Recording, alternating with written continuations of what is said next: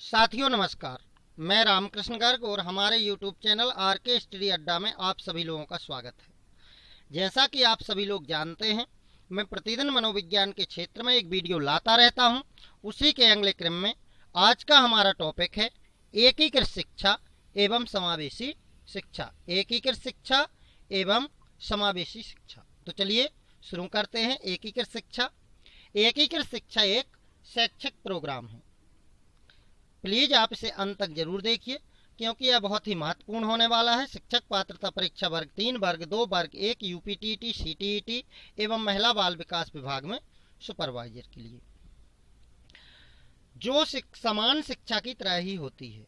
अर्थात एकीकृत शिक्षा एक ऐसा शैक्षिक प्रोग्राम है जो हमारी सामान्य शिक्षा है, इसी शिक्षा की तरह ही होती है। लेकिन इसके अंतर्गत यह प्रावधान है कि अगर कोई अपंग बच्चा सामान्य बच्चे के साथ पढ़ना चाहता है तो वह पढ़ सकता है। अर्थात कोई एक सामान्य बालक है, एक कैसा बालक है? सामान्य बालक। यदि इसी के साथ में एक अपंग बालक भी पढ़ना चाहता है तो पढ़ सकता है। इसे हम कहते हैं एकीकृत शिक्षा। दूसरे शब्दों में कहें तो एक ऐसी शिक्षा व्यवस्था जिसमें विशिष्ट बालकों को सामान्य बालकों के साथ शिक्षा प्रदान की जाती है। समझ गए ना आप? जैसे एक विशिष्ट बालक है और एक सामान्य बालक है, तो इन दोनों को कहाँ शिक्षा प्रदान की जाएगी? साथ में शिक्षा प्रदान की जाएगी। यही कहलाती है एकीकृत शिक्षा। यह व्यवस्था अर्थात विकलांग बच्चों को मुख्य धारा के विद्यालयों में भेजना। क्या होता है? जो विकलांग बच्चे होते हैं उनको यदि मुख्य धारा के विद्यालय में ना भेजा जाए तो उनमें हीन भावना बन जाती है कि हम विकलांग वाले विद्यालय में पढ़ रहे हैं। तो यह व्यवस्था भारतीय संविधान के सिद्धांतों का भी पालन करती है। हालांकि इन विशेष बच्चों को पढ़ाने के लिए विशेष शिक्षा स्पेशल एजुकेशन प्राप्त प्रशिक्षित शिक्षक की आवश्यकता होती है। कैसे शिक्षक की आवश्यकता होती है? प्रशिक्षित शिक्षक की आवश्यकता होती है। लेकिन इन विद्यालयों में प्रशासन ने पूर्व से पढ़ा रहे शिक्षकों को ही विशेष शिक्षा का थोड़ा प्रशिक्षण देकर विद्यालय में नामांकित अपंग छात्रों को सेवा देने को कहा गया। साथ ही ना तो पाठ्यक्रम में बदलाव किया गया और ना ही स्कूल का निर्माण अपंग बच्चों के अनुकूल करवाया गया। जैसे कोई विद्यालय है, उसकी सीढ़ियां बहुत ऊंची हैं, तो ऐसे में एक अपंग बालक उस पर नहीं चढ़ सकता है, तो उसमें कोई परिवर्तन नहीं करवाया गया। परिणाम स्वरूप स्कूल के वातावरण में कुछ खास परिवर्तन न होने से अपंग बच्चों को विशेष लाभ नहीं मिल पाया। चलिए एकीकृत शिक्षा के उद्देश्य जान लेते हैं। क्या उद्देश्य है? तो एकीकृत शिक्षा द्वारा विशिष्ट एवं सामान्य बालकों को एक साथ शिक्षा प्रदान करना। कैसे शिक्षा प्रदान करना है? एक साथ, चाहे वो विशिष्ट बालक हो चाहे वो सामान्य बालक हो, दोनों को एक साथ शिक्षा प्रदान करना है। जिससे फायदा यह होगा कि किसी भी बालक में हीनता की भावना नहीं आएगी और उसे ऐसा लगेगा कि हम और वह समान है। सामान्य और विशिष्ट बच्चों को शिक्षा के समान अवसर प्रदान करना। विशिष्ट बालक बिना किसी भेदभाव के शिक्षा प्राप्त कर सके। नंबर 4 देखें। एकीकृत शिक्षा व्यवस्था विशिष्ट बालकों के प्रति हीन भावना खत्म करने हेतु। ये मैंने पहले भी बताया है कि जो हीन बालक होते हैं उनके यदि अलग विद्यालय होते हैं विकलांगों के, तो उनके अंदर हीन भावना बन जाती है। लेकिन एकीकृत शिक्षा व्यवस्था से उनकी हीन भावना खत्म हो जाती है। विशिष्ट बालकों को समाज में तथा प्राकृतिक वातावरण में समायोजन करने हेतु उनका समायोजन होगा। जब सभी एक साथ रहेंगे तो एक दूसरे में उनका समायोजन होगा। चलिए अब कुछ चर्चा कर लेते हैं एकीकृत शिक्षा की विशेषताओं के ऊपर। किसके ऊपर दोस्तों? तो विशेषताओं के ऊपर चर्चा कर लेते हैं। क्या इसमें विशेषताएं हैं? तो एकीकृत शिक्षा की जो मुख्य विशेषताएं हैं, एकीकृत शिक्षा अपंग बच्चों को सामान्य बच्चों के साथ एक ही विद्यालय में एक ही छत के नीचे पढ़ने लिखने का मौका देती है। यह शिक्षा अपंग बालकों के मनोवैज्ञानिक तौर पर मनोबल को बढ़ाती है, अपंग बालकों को आत्मनिर्भर बनाने में मदद करती है। यह सामाजिक एकीकरण को भी सुनिश्चित करती है। इससे सामाजिक एकीकरण को बढ़ावा मिलता है। यह शिक्षा शिक्षा के अधिकार का अनुपालन करती है। यह शिक्षा भारतीय संविधान के समानता के सिद्धांत का अनुपालन करती है, अर्थात सभी लोगों सब पढ़ें पर भी यह शिक्षा आधारित है। चलिए अब चर्चा करते हैं अगली समावेशी शिक्षा की। तो समावेशी शिक्षा एकीकृत शिक्षा का ही एक सुधार रूप है, अर्थात समावेशी शिक्षा एकीकृत शिक्षा ही है, लेकिन एकीकृत शिक्षा में कुछ परिष्करण करके जो वर्तमान में चलाई जा रही है उसे समावेशी शिक्षा कहा जाता है। इस शिक्षा के अंतर्गत शारीरिक रूप से अपंग बालकों का सामान्य बालकों के साथ एक ही विद्यालय में, ये भी कहाँ पर ध्यान दी जाती है, इस पर आप लोग ध्यान दे लें, ये भी कहाँ पर दी जाती है, तो एक ही विद्यालय में एक ही कक्षा में शिक्षा ग्रहण करने का प्रावधान तो है। ये चीज ध्यान रखेंगे कि एक साथ शिक्षा प्राप्त करेंगे, एक ही कक्षा में शिक्षा प्राप्त करेंगे, लेकिन इसमें अंतर क्या है, साथ ही एकीकृत विद्यालयों से बेहतर सुख सुविधाएं एवं वातावरण उपलब्ध कराया जाता है। बेहतर सुख सुविधाएं कहने का अर्थ हुआ उन्नत पाठ्यक्रम, विद्यालय की बनावट और बुनियादी ढांचे, विशेष शिक्षा प्राप्त शिक्षकों का टीम, डॉक्टर, मनोवैज्ञानिक आदि की व्यवस्था।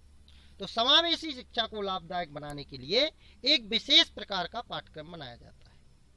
यह पाठ्यक्रम इस प्रकार से बनाया जाता है कि हमारे अपंग बच्चों को तो लाभ मिले ही, साथ ही हमारे सामान्य बच्चों का भी कोई नुकसान ना हो, इस चीज का इसमें ध्यान रखा जाता है। ध्यान रखेंगे आप, एकीकृत शिक्षा में इन बातों का ध्यान नहीं रखा जाता था, सीधे एक ही विद्यालय में दोनों को पढ़ने के लिए बुला लिया जाता था प्रशिक्षण देकर, लेकिन इसमें देखो, इसमें होता क्या है कि अपंग बच्चों को तो लाभ मिले ही, साथ ही हमारे सामान्य बच्चों का भी कोई नुकसान ना हो।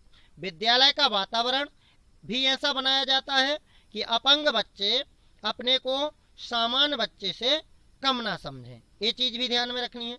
ऐसे वातावरण प्रदान करने के लिए विशेष शिक्षा प्राप्त शिक्षकों, डॉक्टर, मनोवैज्ञानिक की व्यवस्था की जाती है। इन बिंदुओं को आप लोग नोट कर लेंगे कि जो समावेशी शिक्षा होती है इसमें विशेष शिक्षा प्राप्त शिक्षकों, डॉक्टर और मनोवैज्ञानिक की व्यवस्था की जाती है।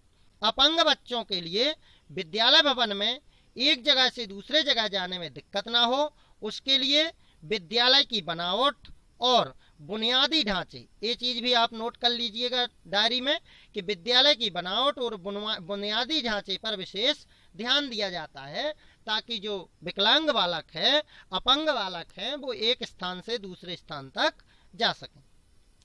चलिए देखते हैं समावेशी शिक्षा की विशेषताएं। तो समावेशी शिक्षा में अपंग बच्चों में सामान्य बालकों के समान मानसिक विकास होता है, अर्थात दोनों में जो मानसिक विकास होता है वो कैसा होता है, समान होता है। यह शिक्षा अधिक खर्चीली होती है क्योंकि इसमें विशेष शिक्षा के शिक्षक, डॉक्टर एवं मनोवैज्ञानिक रखने की आवश्यकता होती है। यह शैक्षिक एकीकरण को सुनिश्चित करती है।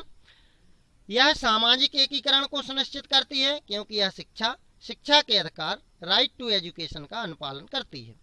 यह व्यवस्था जाति एवं धर्म के आधार पर भी भेदभाव नहीं करती, ये चीज बहुत अच्छी है इसमें कि जाति और धर्म के आधार पर भेदभाव नहीं करती। यह शिक्षा भारतीय संविधान में समानता के सिद्धांत का अनुपालन करती है, अर्थात समन्वित शिक्षा द्वारा जो सुविधाएं सामान्य बालकों को प्रदान की जाती है, वही सुविधाएं अपंग बालकों को भी प्रदान की जाती हैं। समावेशी शिक्षा में सभी सामान्य व अपंग बच्चे एक दूसरे के नजदीक आते हैं, जिससे अपंगों के प्रति विद्यालय एवं विद्यालय के बाहर अच्छा वातावरण बनता है, अर्थात एक दूसरे से मेलजोल होता है और एक दूसरे के प्रति सामंजस्य भी स्थापित होता है। यह शिक्षा अपंग बच्चों को समाज में सामान्य बच्चों के जीवन यापन करने के लिए तैयार करती है। यह शिक्षा अपंग बालकों को सामान्य बच्चों के साथ रहते रहते अपने आप में एक दूसरे को समायोजित कर देती है, अर्थात एक दूसरे से घृणा नहीं करते हैं। एकीकृत शिक्षा और समावेशी शिक्षा, इसको हम लोग समझते हैं दोनों में अंतर क्या है। तो एकीकृत शिक्षा शिक्षक केंद्रित है, जबकि समावेशी शिक्षा छात्र केंद्रित है। वैसे देखने में दोनों एक सी लगती हैं, लेकिन थोड़ा सा अंतर है। एकीकृत शिक्षा शिक्षक केंद्रित है, जबकि समावेशी शिक्षा छात्र केंद्रित है। एकीकृत शिक्षा का मुख्य लक्ष्य अपने अपंग या विशेष बच्चों को सामान्य बच्चों के साथ पढ़ाने लिखाने की अनुमति प्रदान करने से है, जबकि समावेशी शिक्षा में अपंग बच्चों को सामान्य विद्यालयों में पढ़ने लिखने की अनुमति के साथ साथ विशेष सुविधा मुहैया भी उपलब्ध कराने से है। एकीकृत शिक्षा में पाठ्यक्रम में किसी प्रकार का कोई बदलाव नहीं किया जाता। सिर्फ होता क्या है कि एक छत के नीचे दोनों को शिक्षा देना प्रदान कर लिया जाता है, अब प्रदान करना शुरू कर दिया जाता है, चाहे वो विकलांग बालक के अनुरूप हो शिक्षा, चाहे उससे सामान्य बालक को लाभ मिल रहा हो चाहे ना मिल रहा हो। जबकि समावेशी शिक्षा में पाठ्यक्रम को इस प्रकार से बदला जाता है कि उससे अपंग बच्चों को भी फायदा तो मिले, साथ ही सामान्य बच्चों को भी उससे नुकसान ना हो। एकीकृत शिक्षा में सामान्य शिक्षकों को थोड़ी शिक्षा का प्रशिक्षण देकर विद्यालयों में पढ़ाने को कहा जाता है, जबकि समावेशी शिक्षा में विशेष शिक्षा प्राप्त प्रशिक्षित शिक्षकों को व्यवस्था की जाती है ताकि अपंग बच्चों को किसी प्रकार की कोई परेशानी ना हो। तो यहाँ पर भी जो समावेशी शिक्षा है वो बहुत अच्छी है। आगे देखें, एकीकृत शिक्षा पाने वाले विद्यालयों में की बनावट एवं आधारभूत संरचनाओं को अपंगों के अनुकूल नहीं बदला जाता है। ये चीज भी ध्यान देने योग्य है कि जब एकीकृत शिक्षा में शिक्षा देना तो प्रारंभ कर दिया जाता है, लेकिन विद्यालयों की बनावट को नहीं बदला जाता है। लेकिन जो समावेशी शिक्षा है, समावेशी शिक्षा में जबकि समावेशी शिक्षा वाले विद्यालयों में विद्यालय की बनावट एवं आधारभूत संरचनाओं को अपंगों के अनुकूल बदल दिया जाता है। अर्थात जैसे कोई विद्यालय है और उसमें यदि समावेशी शिक्षा दी जानी है और उस विद्यालय में सीढ़ियां ऊंची हैं, उस पर कोई विकलांग बालक नहीं चढ़ पाता है, तो पहले उसकी सीढ़ियां सही की जाएंगी। एकीकृत शिक्षा वाले विद्यालय में कोई जरूरी नहीं कि डॉक्टर और मनोवैज्ञानिक की व्यवस्था हो। यहाँ पर भी ध्यान दीजिए, जब एकीकृत शिक्षा होती है इसमें डॉक्टर और मनोवैज्ञानिक की व्यवस्था नहीं होती है, लेकिन समावेशी शिक्षा वाले विद्यालयों में डॉक्टर की भी व्यवस्था होती है और मनोवैज्ञानिक की भी व्यवस्था होती है। एकीकृत शिक्षा पाने वाले विद्यालय अपंग बच्चों के उत्थान के लिए विशेष वातावरण नहीं दिया जाता, लेकिन समावेशी शिक्षा में अपंग बच्चों के उत्थान में विशेष वातावरण तैयार किया जाता है। तो साथियों, आपको इस वीडियो को देखकर कैसा लगा हमें कमेंट करके जरूर बताएं और इसी तरह की परीक्षा उपयोगी एवं ज्ञानवर्धक जानकारियों के लिए हमसे जुड़े रहें। मिलते हैं अगले वीडियो में कुछ जानकारियों के साथ। तब तक के लिए धन्यवाद। जय हिंद, वंदे मातरम।